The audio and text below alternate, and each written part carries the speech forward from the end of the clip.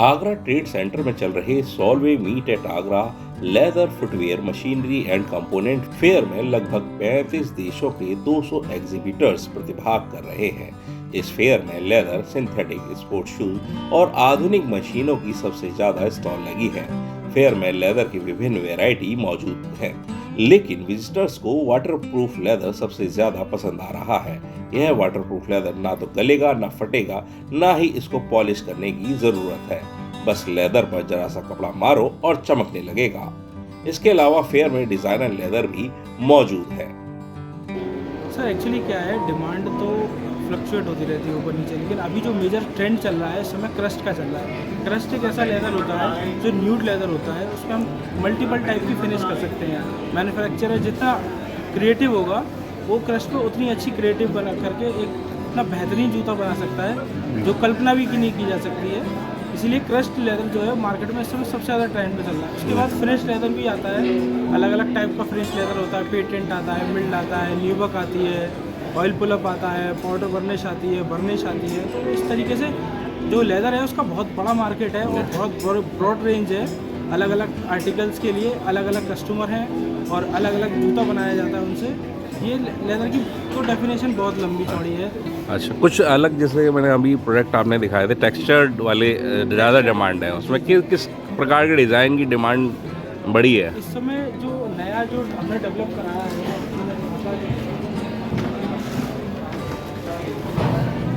जी, ये क्रस्ट पे डेवलप किया गया है। ये टू टोन में है, इसमें दो कलर हैं, ऑलिव और लाइट ऑलिव। और ये ऑयल पुलअप है, इसमें ऑयली टोन होती है। इस लेदर के अंदर ऑयली टोन है, इससे जूता काफ़ी अच्छा बनता है। ये मिल्ड है, ये फ्लोटर कहते हैं इसको, जो ज़्यादा मतलब बड़ा दाना होता है। ये महीन दाना होता है, इसे मिल्ड बोलते हैं, 180 मिल्ड बोलते हैं। ये शालीमार है, तो बहुत बड़ी बड़ी कंपनियों में इनका जूता बनाया जाता है, तो इंटरनेशनल लेवल भी होता है यहाँ पे। और ये पाउडर बर्निश है, ये बर्निश है। तो ये आपके सामने ये सारा सबसे बेहतरीन लेदर जो है वो आगरा में मिलता है। So ये कुछ फैब्रिक्स हैं। This one is nylon fabric, this one is recycle. ये रिसाइकिल जो फैब्रिक है हमारा, ये प्लास्टिक की बॉटल को क्रश करके उसके थ्रेड्स बना के उसको वाइंड करके उसके बाद हम उसको उस थ्रेड को यूज़ करके हम इसको फैब्रिक में कन्वर्ट करते हैं। ऐसे ही ये प्लांट सेल्यूलोज से बना हुआ थ्रेड है, सरोना थ्रेड, उससे बना हुआ फैब्रिक है। सो दिस इज़ स्ट्रेचेबल, ये खिंचाव वाला फैब्रिक है। एंड उसके अलावा हमारे पास हाई डेंसिटी फैब्रिक है, पॉलिएस्टर थ्रेड का बना हुआ। This is normal polyester thread बना हुआ। दिस इज बेसिकली ये थोड़ा थिक होता है उससे नॉर्मल थ्रेड से। ये अपर्स हैं जो प्लैनेट के बने हुए हैं। तो ये सोच मतलब कैसे आई कि रिसाइकिल और इन सब चीज़ों का यूज़ करके भी इनको बनाया जा सकता है? एक्चुअली आजकल हमारा यंग जनरेशन जो है ज़्यादा सस्टेनेबल की तरफ जा रहा है, तो ये सस्टेनेबल प्रोडक्ट्स को एक प्रमोट करने के लिए और उसके फैब्रिक्स बनाने के लिए हम लोगों ने इसको इस तरीके से प्रमोट करा है। इस 3 दिवसीय मीट एट आगरा फेयर में गुरुग्राम से आए सुरेश अग्रवाल बार्क ऑफ ऑक ट्री से बने फुट पैड लेकर आए हैं। यह पुर्तगाल, स्पेन, मोरक्को, अल्जीरिया जैसे देशों में पाए जाने वाले ऑक ट्री की छाल होती है, जिससे फुट पैड तैयार किए जाते हैं। यह केमिकल फ्री और नेचुरल होते हैं। इनमें फ्लेक्सिबिलिटी ज्यादा होती है, फायर और वेदर प्रूफ होते हैं, पैरों के लिए बहुत आरामदायक होते हैं। इससे बने फुट पैड पैरों के आकार के मुताबिक ढल जाते हैं और कस्टम फिट देते हैं। पैरों को गर्मी और ठंड से बचाते हैं। इनकी कीमत 200 रुपए पेयर है। इस लकड़ी से अब जूतों के फुट पैड काफी डिमांड में है। ऑर्थोपेडिक है चप्पल, ऑर्थोपेडिक है, हिप्स के अंदर, घुटने के अंदर सब में पेन खत्म हो जाएगा। जो एरिया, जैसे आप जब ये चप्पल पहनने लग जाएंगे, फुटबेड ये पहनेंगे, उसके बाद आप दूसरी फुटबेड नहीं पहनेंगे, क्योंकि आपके पैर के हिसाब से ये अपना छाप, अपना जगह बना लेता है और फिर कंफर्टेबल इतना हो जाता है आप दूसरा पहन ही नहीं सकते। नॉर्मल कॉस्ट है, ज़्यादा कॉस्ट नहीं है।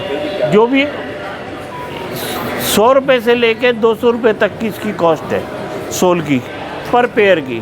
यहाँ पर उन्होंने रिसाइकलिंग रॉ मटेरियल को, कंपोनेंट्स को यहाँ पर काफ़ी प्रमोट कर रहे हैं। इससे क्या है, कॉस्टिंग भी कम हो रही है और हमारे वेस्टेज भी एनवायरनमेंट के हिसाब से भी काफ़ी अच्छा हो रहा है। जैसा हम जानते हैं वर्ल्ड लेवल के शूज़ आगरा में बन रहे हैं, बल्कि वर्ल्ड में काफ़ी एक्सपोर्ट भी हो रहा है। हम और कैसे एडवांस हों और कैसे ज़्यादा अच्छा कर सकें, ये मीट एट आगरा में नए जिस तरह की टेक्नोलॉजी आई है रिसाइकलिंग की और अदर उनके कंपोनेंट्स की, ये निश्चित तौर पे बहुत प्रभावी करने वाली है। मुझे पूरा विश्वास है कि अगले वर्ष तक हम और इस एग्जीबिशन का फ़ायदा लेकर काफ़ी आगे जाएंगे और आगरा का नाम पूरे देश में और पूरे विश्व में भी होगा।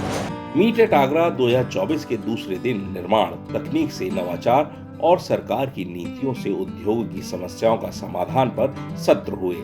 3 सत्र में नई तकनीक से जूता कारोबार को बढ़ाना, नए रोजगार विकसित करना, ई-कॉमर्स और युवाओं को उद्यमी बनाने पर भी मंथन हुआ। उद्योग को बढ़ावा देने के साथ ही पर्यावरण रक्षा की जिम्मेदारी पर भी चर्चा की गई। और टोटल डेडिकेटेड था कि जो आगरा के युवा है, जो छात्र है, वो अपनी संभावनाएं किस तरह से उद्योगों में लगाएं। क्योंकि नौकरियां उनको समझना चाहिए कि मात्र 7% नौकरी है। अगर वो नौकरी के सारे रहेंगे तो 93% को निराशा हाथ में लगने वाली है। उनकी जिंदगी सरकार को पूछते पूछते निकल जाएगी। केवल एक ही उपाय है कि इंटरप्रेन्योरशिप। तो इस तरह का यहाँ पर विभिन्न के माध्यम से यहाँ पर सरकार के उत्तर प्रदेश सरकार के, मध्य प्रदेश सरकार के अधिकारी भी रहे, जो पॉलिसी बताई, प्लान कर रहे। उन्होंने अपने फाइनेंशियल सोल्यूशन बताए, स्किल डेवलपमेंट से रहे कि किस तरह से अपनी स्किल को बेहतर कर सकते हैं और ई मार्केटिंग में किस तरह से आगे बढ़ा जा सकता है, कैसे एजुकेशन और स्किल को जोड़ करके एंटरप्रेन्योर बनाया जा सकता है। ये सारा मनन यहाँ पर 3 सेशंस के माध्यम से किया गया। 45 मिनट के 3 सेशंस थे और 6 यहाँ प्रेजेंटेशन हुए। विभिन्न प्रेजेंटेशन, इन्वेस्ट इंडिया का प्रेजेंटेशन था, उत्तर प्रदेश सरकार का प्रेजेंटेशन था और मध्य प्रदेश सरकार का यहाँ पर प्रेजेंटेशन था।